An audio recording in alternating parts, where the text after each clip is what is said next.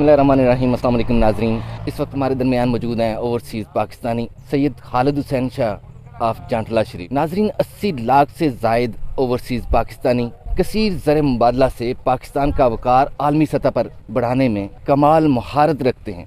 Overseas पाकिस्तानियों की वजह से पाकिस्तान का वक़ार बैनुल-अक़वामी सतह पर बुलंद हुआ।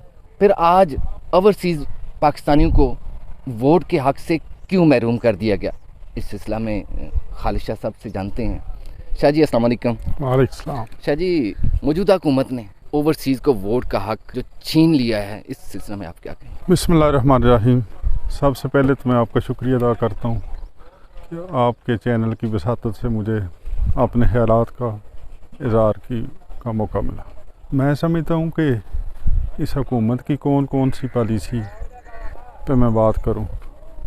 अब आप ओवरसीज़ के हवाले से बात कर रहे हैं। ओवरसीज़ जब इनकी तकारीर सुने तो ये कहते हैं कि पाकिस्तान चल ही ओवरसीज़ की वजह से रहा है, लेकिन जब इनका अमल देखते हैं, हम लेटेस्ट देख लें कि इन्होंने वोट, यार क्या रह गया है।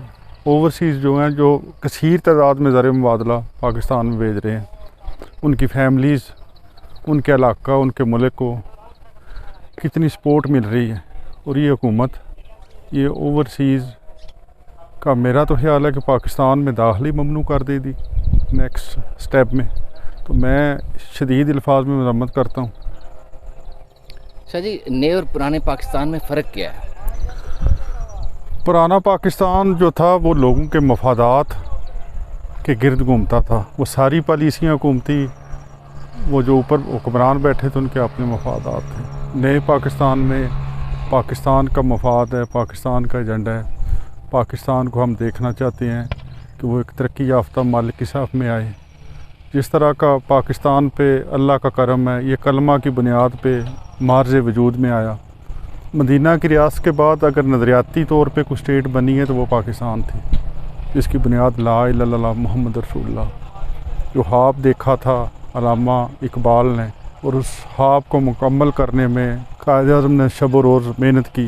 वो इसलिए तो नहीं बना था कि ये मफाद परस्त टोला, ये करप्ट टोला अपनी जाती तिजोरियाँ बरता रहे। ये तो लोगों के लिए इन्होंने क्या किया है। तो मैं समझता हूँ कि आवाम की आवाज़ तब स्ट्रांग होगी, आवाम को तब बेनिफिट मिलेगा जब पाकिस्तान के झंडे पे काम किया जाएगा। माजी में थोड़े लोग हैं जिन्होंने पाकिस्तान के लिए काम किया है। बाकी देख लें कि पिछले 35-40 साल में जो लोग हुक्मरान रहे हैं, कोई में से 10% है, कोई किसी क्या क्या नाम उनको दिए गए हैं, उनके ज़ाती एजेंडे थे। वो पाकिस्तान की सारी दौलत लूट के बाहर ले के बैंकों में ले गए। तो नए पाकिस्तान में इमरान खान कहता है कि पाकिस्तान फर्स्ट, पाकिस्तान के लोग, आवाम। अब देखें जिस तरह की महंगाई है, इसमें आवाम का कोई पुरसाने हाल है। ये लोग जिन्होंने करप्शन की, ये सारा स्विट्ज़रलैंड और इंग्लैंड के बैंकों में इनका पैसा पड़ा हुआ है। अगर वो पाकिस्तान में वापस आए तो गुर्बत का नामो निशान न रहे यहाँ। ये फ़र्क है नए और पुराने पाकिस्तान। आपकी हुकूमत ने पौने 4 सालों में पाकिस्तान और अवाम के लिए क्या क्या किया? मैं समझता हूँ कि सबसे पहले तो पाकिस्तान का इमेज बेहतर करना था। मुआशी तौर पे पाकिस्तान इन्होंने तबाह कर दिया था, तबाह पाकिस्तान मिला। खान साहब आस्ता आस्ता देखे ना कि पिछले 40 साल में जिस तरह ये लूटते रहे हैं मुल्क को, तो वो टाइम तो लगना था ट्रैक पे वापस लेके। अगर आप रास्ता भूल जाए मोटरवे से तो आपको पता है कि कितनी दूर जाके वापस आना पड़ता है। तो ऐसे ही था कि इसको 35-40 साल तो ये 2 पार्टियां हुक्मरान रही हैं। तो उस ट्रैक पे वापस लेके आना, एतमाद बहाल करना, पाकिस्तान का जो बैनुल-अक़वामी वर्ल्ड बैंक, IMF और बाकी ताकतें हैं उनमें अपना इमेज बेहतर करना, पहले स्टेप पे वो मौके नहीं मिला। खान साहब ने अपने तौर पे कोशिश की है, लेकिन आज के हालात साबित करते हैं ये करप्ट माफिया, ये ब्यूरोक्रेसी, ये सियासतदान, इन्होंने जखड़ा हुआ था सारे सिस्टम को। खान साहब को इमरान खान, मैं समझता हूँ इमरान खान का अपना कोई एजेंडा नहीं। कायद-ए-आज़म के बाद एक वाहिद लीडर है तो यार देखें ना, उसकी जायदाद बाहर है, उसने किसके लिए यहाँ पे करप्शन करनी है। उसके 2 बेटे हैं, वो बैरून मुल्क हैं, वो साहिब हैसियत हैं, उन मदर के पास रहते हैं। अब तो खान साहब तो किसी दाएँ बाएँ वो बिल्कुल तन तना है। तो वो तो पाकिस्तान में बेहतरी लाने के लिए ये सारा कुछ कर रहे हैं। तो पुराने हुक्मरानों और नए में ये मैं समझता हूँ बहुत फ़र्क है। ये लकीर है। खान साहब, अल्लाह ताला ने उनको शोहरत दी, उनको पैसा दिया, प्राइम मिनिस्टर बनने से, सियासत में आने से पहले भी उनका नाम था। लोग उनके हवाले से पाकिस्तान को जानते थे। मैं समझता हूँ कि हमारी जमात में भी जो अच्छे लोग भी थे और बुरे लोग भी थे। करप्ट लोग जो हैं वो सारी पाकिस्तान की सारी सोसाइटी में उन्होंने जकड़ा हुआ है। पीटीआई में भी मैं पीटीआई के का जो बंदे थे ना, उसके खान साहब के नीचे, उनका कभी भी दफा नहीं करूँगा। उसमें लोग थे, आपको नज़र आ गया कि जब उनके मफादात को ठेस पहुँची है तो वो छलांगे मार के दूसरी पार्टी में चले गए। वो उनके जिनके खिलाफ वो तकारीर करते थे करप्शन के, इसका मकसद मतलब ये है कि उन लोगों ने इस सिस्टम को जकड़ा हुआ था। मैं अब जो अदालती सिस्टम है उस पर बात नहीं करना चाहता। हमें अदालतों का इंतहाई एहतराम है, लेकिन आपके सामने नहीं है चीज़ें। पूरी दुनिया के मुसलमानों की नज़रें पाकिस्तान पर जमी हुई थी। एटमी पाकिस्तान में इमरान खान ने बहुत कुछ किया होगा, जिसकी वजह से दूसरे ममालिक भी पाकिस्तान पे उम्मीद लगाए बैठे थे। लेकिन फिर एक वक्त ऐसा आया कि अदम एतमाद तहरीक में आपकी जमात फरार क्यों हुई? मैं समझता हूँ कि जैसे खान साहब ने वो हाथ का वाला भी दिया अमेरिकन, वो पिछले कुछ माह से आप देखें तसलसल के साथ ये हमारे जो सियासतदान थे, ब्यूरोक्रेसी के लोग थे, ये अमेरिकन जो सफारती अमल है उनके राब्ते में थे। अगर हम राय फरार क्यों इख्तियार करनी थी? जमहूरी सिस्टम में एतमाद, और अगर अदम एतमाद आती है, अक्सरियत हमारे पास नहीं, तो हमें रहने का कोई हक़ नहीं हुकूमत में। लेकिन जिस तरीके से गैर मुल्की एजेंडा लेके ये लोग आगे आए हैं तो उसकी मज़ामत तो हमें करनी चाहिए थी, क्योंकि ये हमारा ज़ाती मफाद नहीं है, ये मुल्की मफाद था।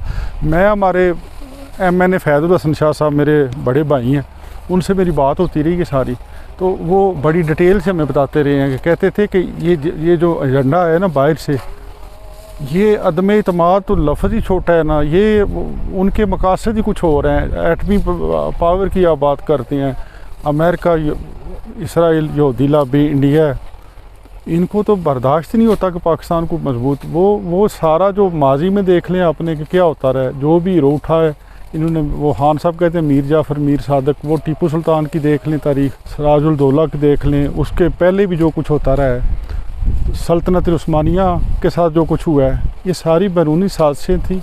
तो खान साहब के ख़िलाफ़ जो अदम एतमाद आई है वो भी मैं समझता हूँ बैरूनी एजेंडा है। और अगर बैरूनी साजिशें समझते हैं तो इनका मुकाबला कैसे करेंगे आप? आपने तो लॉन्ग मार्च की दावत दी और पहले दिन ही आप लॉन्ग मार्च ख़त्म कर बैठे। मैं समझता हूँ कि जिस तरह के हालात बन गए थे ना, ये मौजूदा हुकूमत ने, हमने बड़ी कोशिश की है। हम गुजरात से निकले हैं, यहाँ पे हमारे जो दोस्त हैं, स्पेशली मैं, जो ये अरशद साहब MP इसराइल आलमगीर, जो सलीम सरवर जोड़ा साहब, जो इलियास साहब, जो नासिर छप्पर साहब, उनका हवाला देना चाहूँगा यहाँ पे कि मैंने देखा है। बाकी दोस्त भी अपने अपने तौर पे पहले चले गए थे इस्लामाबाद, बाकी लोगों ने कोशिश भी की है, लेकिन इनको मैंने देखा है, मैं गवाह हूँ इस चीज़ का।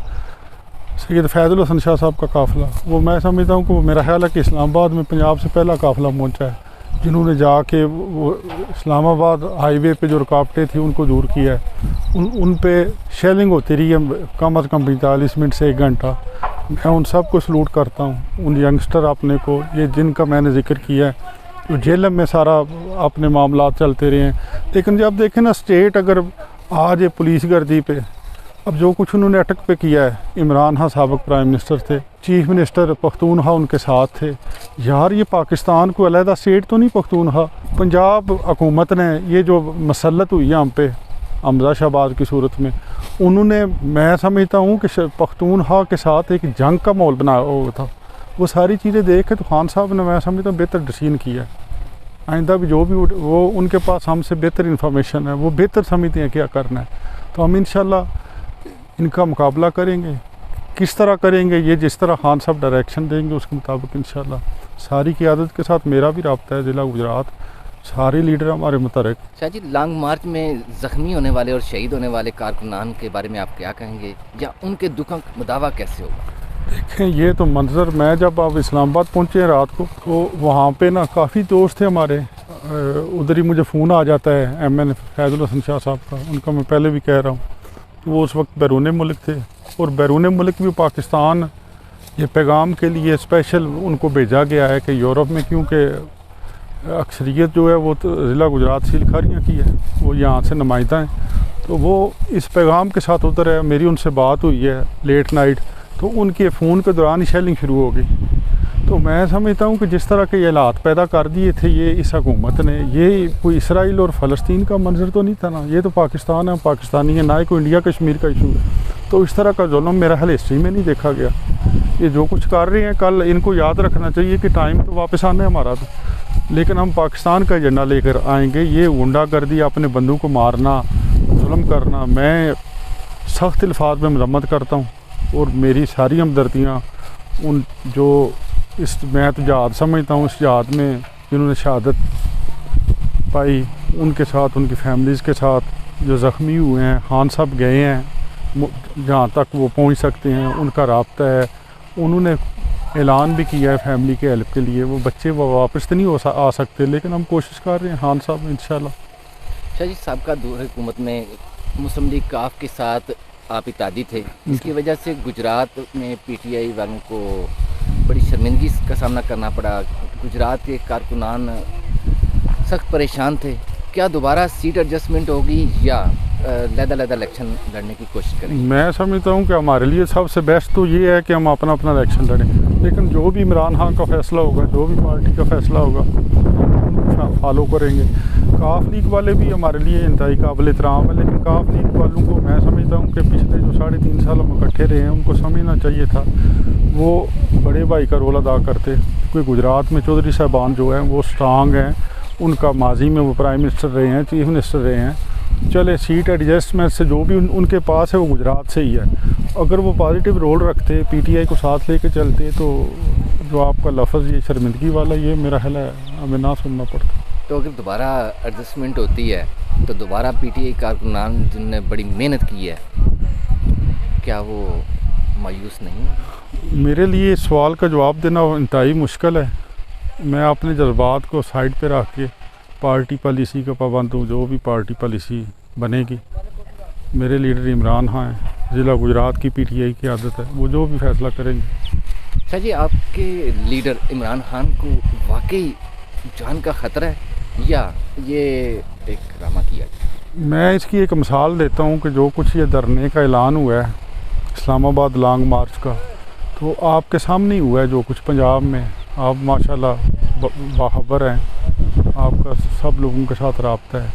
जिस तरह के हालात आम बंदे के लिए पैदा कर दिए गए थे, तो क्या आप नहीं समझते खान की ज़िंदगी को खतरा है? जी, लॉन्ग मार्च में, तहरीकों में आवाम को पिटना पड़ता है, हमेशा आवाम को कुर्बानी देना पड़ती है। ज़िंदगी और मौत खुदा के हाथ में।